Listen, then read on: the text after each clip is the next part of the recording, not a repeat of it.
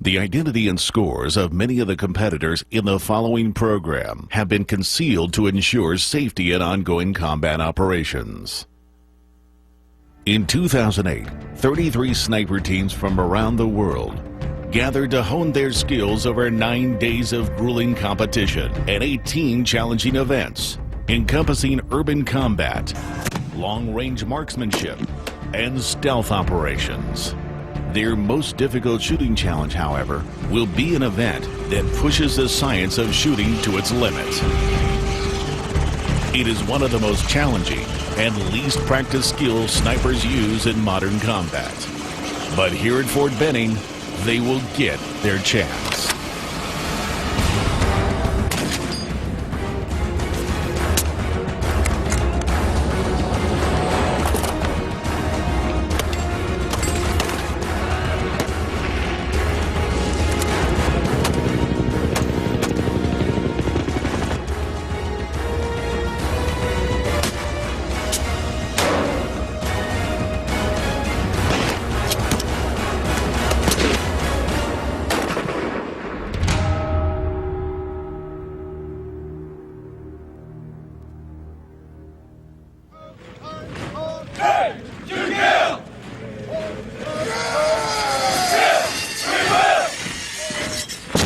For almost 100 years, Fort Benning has been the Army's premier location for training its elite warriors. With over 182,000 acres of amazing facilities, it's no wonder that Fort Benning is the home of the infantry, the Airborne School, the Ranger School, and the Army Combative School. Annually, we have about 108,000 soldiers, civilians, officers come through Fort Benning for training. Pretty much anything that has to do with producing infantry-type skills or special skills. One of the most important training programs taught here at Fort Benning is sniping. Gun 2, send it! That piece is 6 foot tall, so if you were just over top of it, come down 4 feet, it should have been center mass. Sniping has been called a combination of skill, art, and science. It is the seamless combination of these elements that makes snipers the most lethal men on the battlefield. Sniping as a battlefield activity is really a pretty modern phenomenon. For hundreds of years, you had sharpshooting or marksmanship and marksmen and this type of thing, but you didn't really have sniping. And the reason for that is you didn't have all three of these systems. First thing you have to have is a proper technology. You have to have a weapon that is capable of long range and very accurate fire. Once you have that, you can pick out an individual target rather than a group target. Second thing is the marksman. You have to have a soldier who is willing and able to make these long range shots under very difficult battlefield conditions. And third, the tactics. They have to be able to survive on the battlefield. They need to be able to stalk the enemy like hunting. They be able to place themselves in a situation where they can take a long shot or not, depending on the situation. With a growing need for snipers in current conflict, the Army's Sniper School works tirelessly to create the most current and effective sniper training in the world. Fort Benning Sniper School is the first centralized sniper course the United States Army's ever had. The commanders realize the value of a sniper and the fact that you're taking one individual sniper to engage one target with one round. Well, the primary mission of a sniper is to deliver long-range precision fire on key targets and targets of opportunity.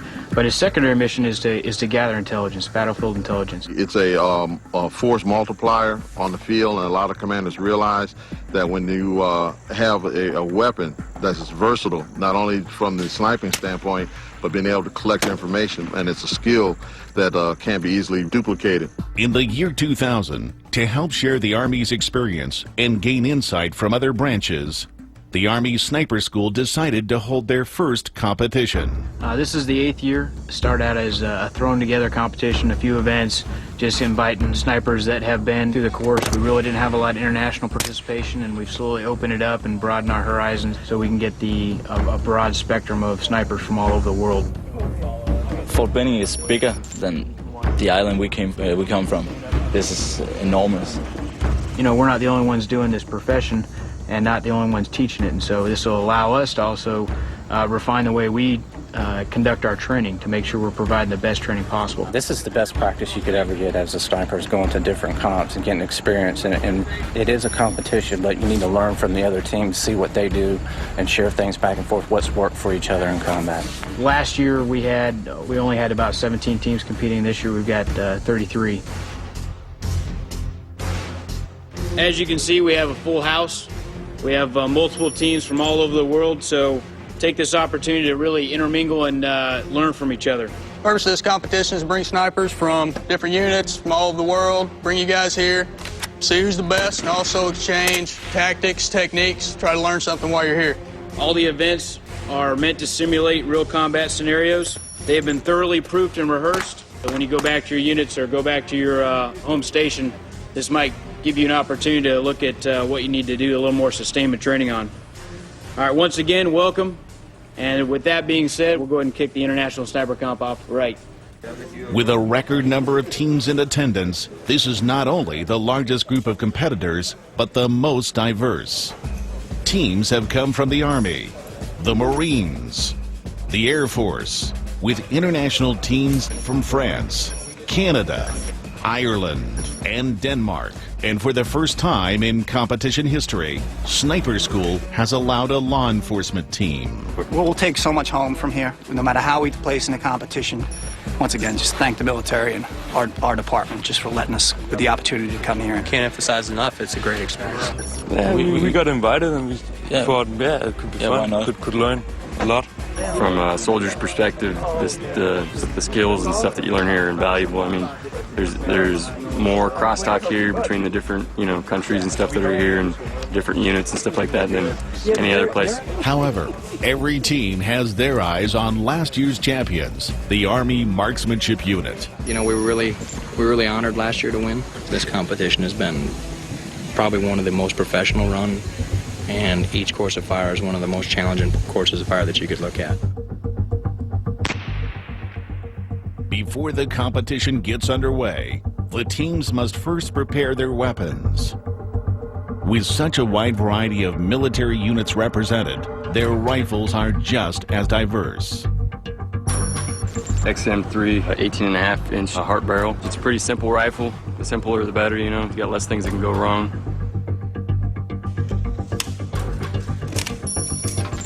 We never have to take our eyes off the scope, and we've got adjustable scopes also. Hardly any recoil at all.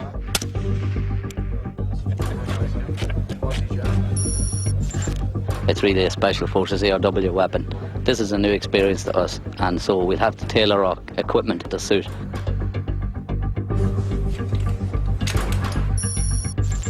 It's new in the Danish Army. Bolt action gun. The ballistic is very flat. A sniper team is comprised of 2 members, each playing specific roles.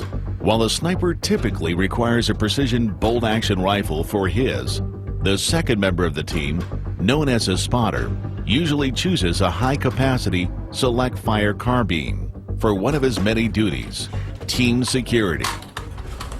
In the competition, these 2 men must function together as a unit to have any chance of success in the rigorous events ahead of them. Team 2, send it! However, for one of the most challenging events, the aerial shoot, each team member must work alone.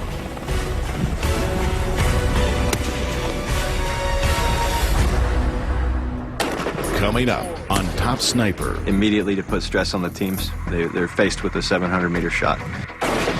Sounds like a lot of us so far have been off our game.